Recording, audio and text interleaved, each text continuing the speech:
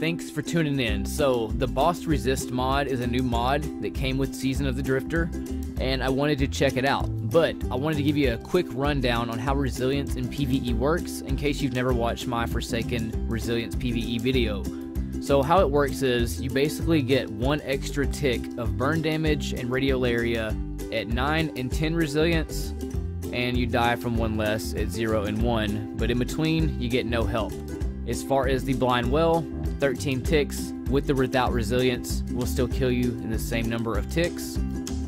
And whenever it comes to patrol areas, that's where you get the most benefit. You get more shots from patrol ads, only 2 though. You get 2 more shots from patrol ads. Anything hard that hits you, doesn't matter where it's at, you get no help from resilience, 9, 10, or 0 and 1. Patrol Shrieker can hit you 49 times at 9 and 10. And then 44 at 0 and 1. And then in a Nightfall, you only get help from 1 more shot from Acolytes, Dreg, and Shank type ads. Anything else, same number of shots to kill you. So, with that being said, the history of Resilience sucks. It's a crappy stat to have in PvE, and that's why you usually see me go all mobility, recovery, and recharge rates. So, I had a perfect opportunity to finally test out this Boss Resist mod, and I didn't want to go through and test all my resilient stuff again because it's all the same results, and I didn't want to be counterproductive. So what I did was I put a boss spec on the gun, and then I took it off and made sure that the damage was 2 different values, basically, meaning he is a boss, so the Boss Resist mod is going to work. So what we're going to do first is do a 0 resilience and 0 boss resist mods. Pay attention to that diamond.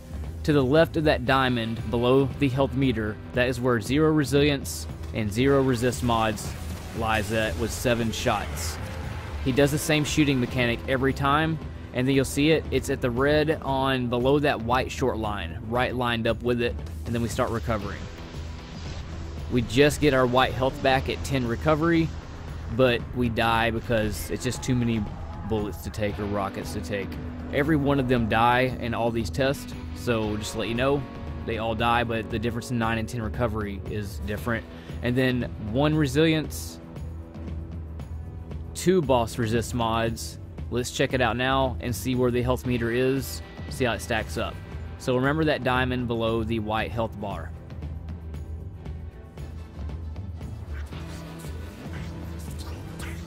Alright, he's going to do his 7 shots again.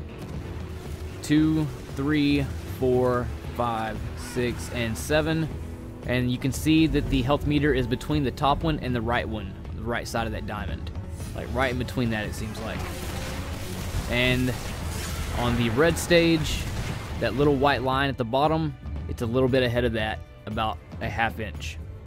Maybe a little less.